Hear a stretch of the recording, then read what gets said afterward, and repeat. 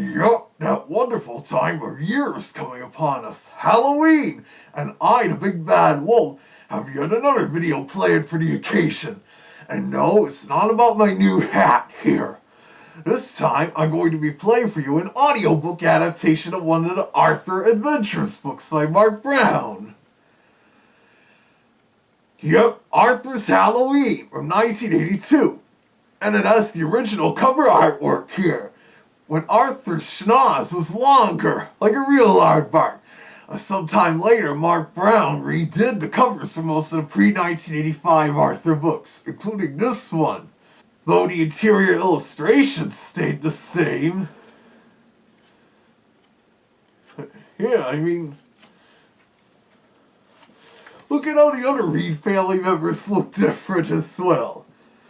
And yes, the reason I'm doing this is as a tie-in to an upcoming YouTube poop on this channel of Arthur and the Haunted Treehouse, a new Halloween special that aired last year on PBS. It'll be the first Arthur poop with the newer Flash animation style on this channel. Although at least Oasis Animation's work on the show isn't as bad as 9 Story Entertainment. And what better way for me to promote this poop? This book here wasn't adapted into an episode of the show, like many of the older Arthur books were. But the show did have 2 previous episodes that involved Halloween, including The Fright Stuff and Hick or Tree, both of which were involved in Halloween YouTube poops on this channel. But this story did get an audiobook adaptation. You see, in the 90s, there was a series of read-alongs, book and audio sets of these Arthur stories read by Marc Brown himself. Some synthesized music and occasional sound effects were added as well. And each title opens with a theme song known as Say Hello to Arthur. It's fun hearing Marc Brown read certain characters' lines, especially DW. Each cassette had 2 different variations of the program. One side had the narration read word for word, a page-turning signal. And the other side had the story read without any page-turn signals, and a bit of additional dialogue as well. Well, you know, so that the audio program could stand alone on its own without the book. The audiobooks have been digitally re-released, as the version's heard without the page-turn signal. So I thought I'd play that version of Arthur's Halloween for you all, with the book accompanying it, in the style of my usual read-along reviews. But enough of this yakking. Let's have a listen.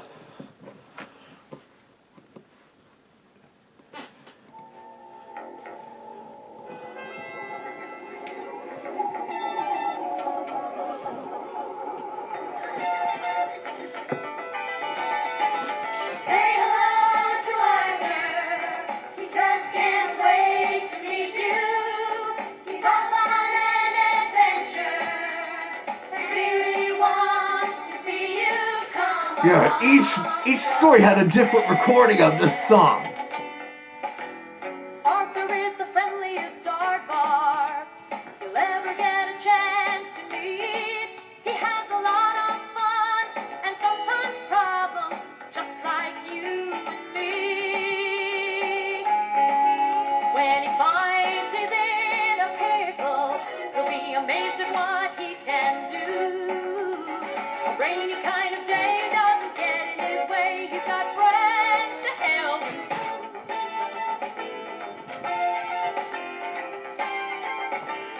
Welcome to Arthur's Adventures. At home and play at school. He's just around the corner, saving a place for you, so come along with all your friends. Here's the variable first for the song about this story.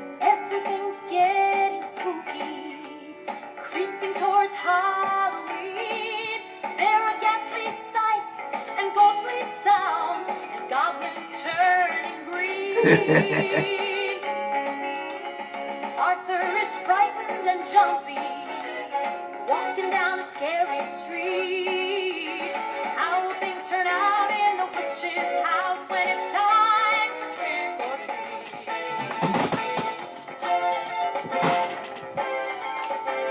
So say hello to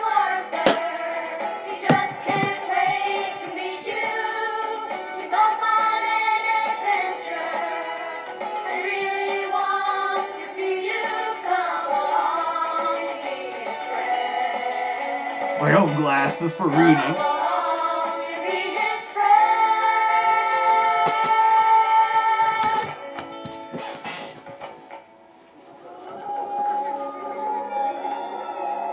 It was the night before Halloween. Hey look, there's the name Tallinn on the grandfather clock. It looked so A spooky, sheep? in fact, that Arthur had trouble falling asleep. Things were even worse the next morning.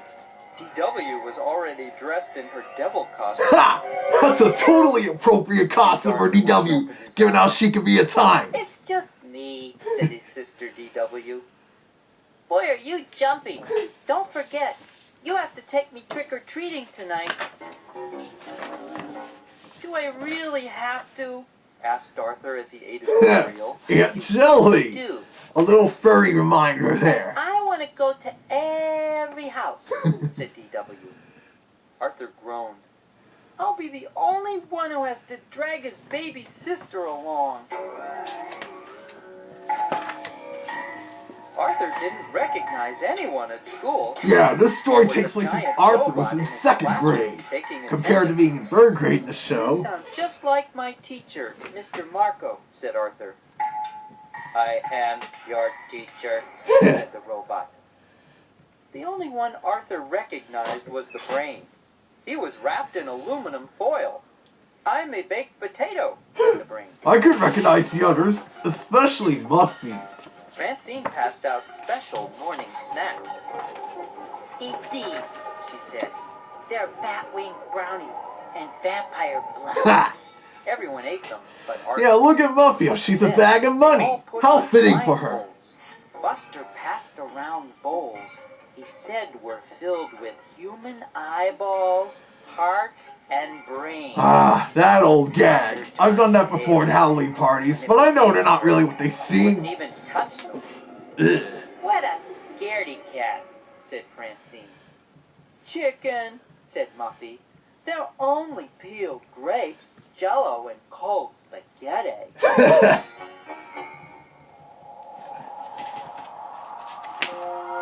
When it came time to go trick-or-treating, Buster knew which houses to skip. Don't go there, he said. They only give apples. Gross, said Francine. I don't mind Don't apples, go to the though. big house on the corner, said Buster. That's the witch's house.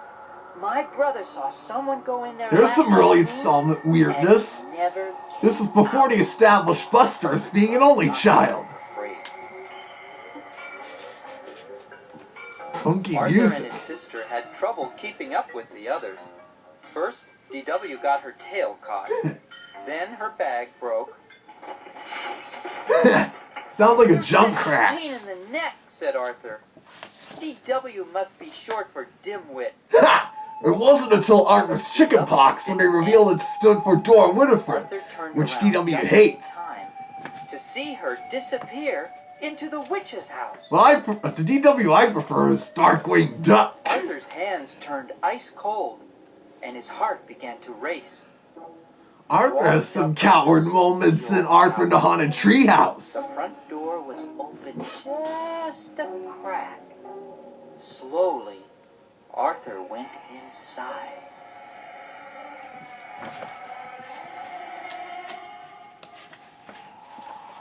Look, cried Buster.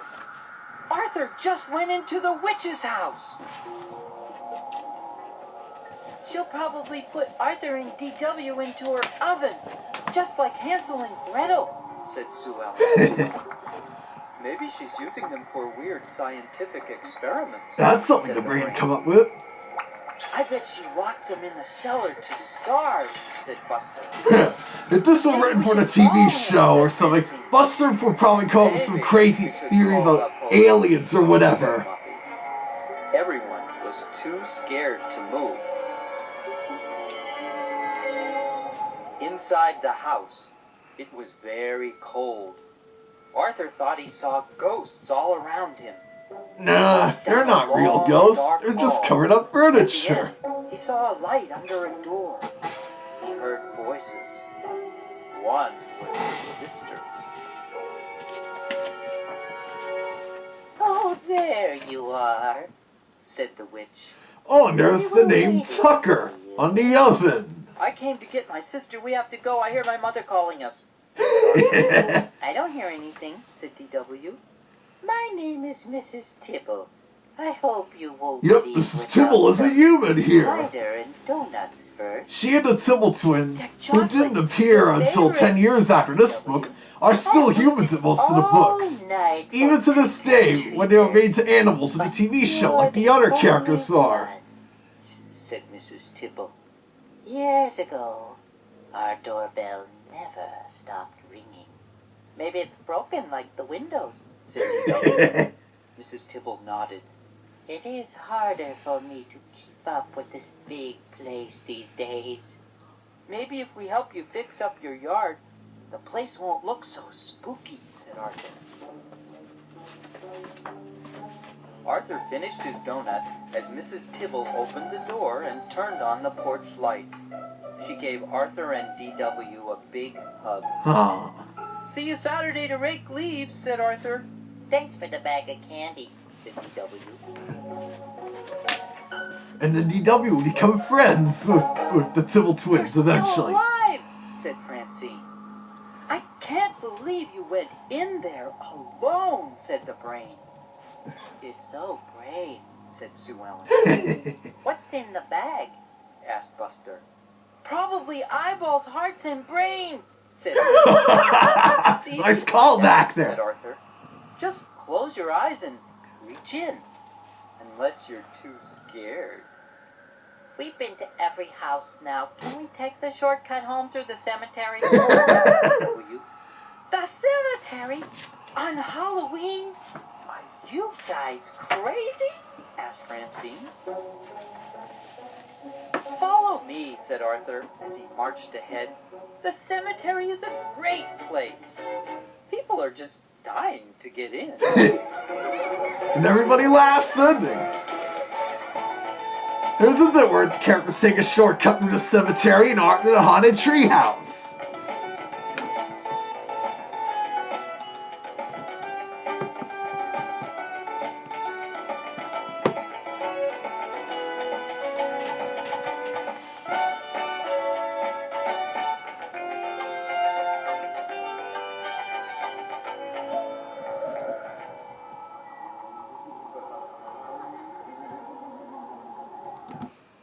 It's a spooky Halloween atmosphere that's appropriate for the story.